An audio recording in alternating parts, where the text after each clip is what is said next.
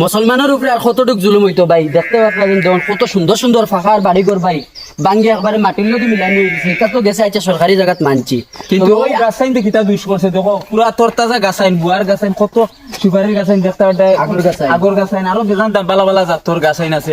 যখন সরকারের মাটি অন্য মানুষের বসবাস করতে ইচ্ছা উচ্ছেদ করছো, বালা কথা, তোমার জায়গা, তোমার পাওয়ার, তোমার সরকার প্রশাসন, তুমি পারবাই। তুই গাছিগুনতে তো আর দখল করে রাখছে না মাটিটা, মানে যখন তোমার জায়গা তুমি উদ্ধার করে লিছো তখন গাছিগুনতে কিতা দুষ করছে, গাছ কাটি দিলা যে অত তরতাজা গাছ।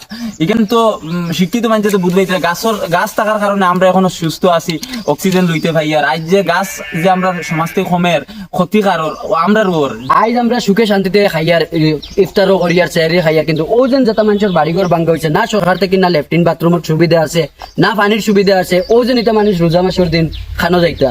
আপনার ধরে দেখাই রোড সাইডে দেখতে পাচ্ছেন কতটুক গাছাই। গতদিন গেছিলাম আমরা ফাতাকান্দি দুয়ালিয়া এরিয়া, যাওয়ার পরে আমরা ভিডিও বানাইতাম, আসলো আপনারা সামনে তুলিয়া ধরতাম চাইছিলাম, তখন কিন্তু ফরেস্ট পার্টি আমরা ভিতরে দিয়ে ঢুকতে দিছই না। তারা আমরা এক জাতর মানুষ, আমরা মুসলমান যখন দেখছেন তখন আমরা ভিতরে যাইতে দিছই না, আর মিডিয়ার মানুষ দেখি আমরা যাইতেও দিছই না, টোটালি মানে না করে দিছে। আবার এখানে অন্য সম্প্রদায়ের মানুষ যাইতে পারে কোনো অসুবিধা না, খালি অন্য আমরা জাত যাইতে পারেন না, লোকের মানুষও যাইতে পারে না। ও জায়গা তো দেখা যান না নিজের।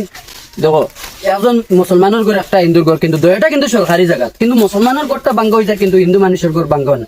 আমি জানি এটা হইয়া না যে হিন্দু মানুষের ঘর ভাঙ্গা হই কেন না, কিন্তু ভাঙ্গিলে তো যাই বিচার করলে সারা সমান ওজন যখন কইরাক লাখ টাকার গুয়া গাছ আইন আগর গাছ আইন তা সারা ভাঙ্গিয়া, কারণ এটা কোটি কোটি টাকার মালিক হল না, এটা হইলো গরিব মানুষের এক বেলা রুজি করি আনি এক বেলা খানেওয়ালা মানুষের। এর বাদেও দেখো তোমার যখন তুমি মানুষের আদায় দিতে পারতে, তোমার জায়গা যখন তুমি উদ্ধার করতে পারতে, গাছিগুলো তো তুমি পারায়, এই গাছিগুলো কাটিয়ে গাছের ক্ষতি করলাই কি তাহলে? ওখানেও আমার প্রশ্ন, কোন সংবিধানে আছে যে এরকম গাছ কাটিয়া পালা না? কারণ এটা তো অক্সিজেন দেয়, এটা যদি থাকে ন্যাচারাল ভিউটা, ন্যাচারাল বাতাস থাকে। আজ যখন কত গুয়া গাছ লাখে লাখ খালি এই জায়গাত নাই, আপনার আমি দেখাইমু পরে পুরা এলাকা ভাঙ্গিয়া কিছু আমরা মানে ভিডিওর মাঝে তুলিয়া ধরা সম্ভব না, কারণ অত লং ভিডিও দিব, তার কারণে আমরা শর্টকাটে জিনিসটা শেষ করি। এরপরেও দেখাইমু মানুষকে কই থাকতে, বহুত মানুষ আছে কিন্তু বন্দর বাই দিও তেরফাল থেকে রইতেরা মানুষের কষ্ট দেখে বুক ধরা নি যায় না। মানুষ পথে ঘাটে ও ঠান্ডার দিনও রোজা মাসের সময় মানুষের রাস্তা ঘাটে তেরফাল টাঙ্গাইয়া ঘুমায়, মানুষের মানে সোনার লাখান ঘর দুয়ার বিল্ডিং তুইয়া গিয়া রাস্তার মাঝে এখন ঘুমাইতরা। আর এটা মানুষ বিকারি না, এটা মানুষের ওই একদিন বাড়ি ঘর আসলো, মানছি 50-60 বছর 70 বছর আগে সরকারি জায়গাত ঘর বানাইও লেছিল বাল্লা।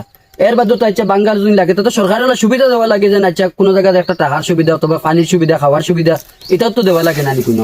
আমি দেখাইমা আপনাদের ওই সাইডে মানুষ কিছু মানুষ গিয়ে টিন দিয়া কোন রকম ঘর বানাইয়া রইতরা, এখন মানুষের জায়গাত খুঁজিয়া গিয়া রইতরা। ওইটা মানুষের সরকার থেকে কোনো একটা ফেসিলিটি নাই। এটাও তো ইন্ডিয়ান নাগরিক নাই, এটার তো এনআরসির নাম আছে। যদি জানতাম এনআরসির নাম নাই, বাইরের জায়গা থেকে আইসেন আলাদা মাত, এটাও তো হইলে আমরা ভারতের মানুষ। সরকারি ঘর তো বহুত ভাঙ্গা, মানে প্রথমে কি হয়েছে তোমার যদি এটা যদি সরকারি জায়গা হইতো তো তুমি মানুষের কি তার লগে সরকার থেকে ফেসিলিটি ঘর দিতে, আবার ও ঘর তুমি এরিয়া ভাঙ্গিয়া ফেলাইতে। আর ওইটা মানুষের যাইতা খানো এখন ও যেন রোজা মাসের দিন আমরা তো শান্তিতে ভাত খাইয়ার, রোজা ধরিয়ার, ইফতার করিয়ার, কিন্তু এটা মানুষের যেন কইছেন না কারেন্টের সুবিধা আছে না কিতা আছে, যেন মানুষের কত কষ্ট কতরা। সরকার থেকে তো একটা ফেসিলিটি পাইতে হয়, তার ভাই ভিডিওটা ওলা শেয়ার করে দিবা যাতে আসাম সরকারের কাছে গিয়ে পৌঁছে এই ভিডিওটা। আর এটা আমি দেখাই এরা কই গিয়া থাকতরা কিছু আমরা মানুষের কমে যে আমরা মানুষের এটা আওয়াজ তুলিয়া ধরি না, ভিডিওটা ওলা শেয়ার করে দিবা যাতে গিয়া সরকার থেকে কিছু ফেসিলিটি যদি আমরা মামার যদি কোনো একটা মায়া লাগে মানুষের, এটা তো গরিব দুঃখী মানুষ, কিছু ফেসিলিটি দেননি, দিতে না তো বহুত জায়গায় ভাঙ্গিছেন। তবে কিতা কইতে মানুষের মন এক সময় হইলো নরম হয়, এক সময় হইলো দড় হয়, হয়তো কিছু কোনো ফেসিলিটি দিতে পারোই। আর বহুত মানুষ এরকম ভিডিও বানাইতে চায় না, কারণ ভিডিও বানাইবার আগে পুলিশ বাড়ির যাই গিয়া এফআইআর হয়ে যায় নামো। তবে আমরা তো যেখান লাগে জেলও যাইমু কোনো অসুবিধা নাই, কারণ যেখান দুনিয়ায় ওইয়া যার যেখান হকের পথে আমরা আওয়াজ উঠাইয়া ধর্ম সবসময়, কারণ এটা আমরা কর্তব্য।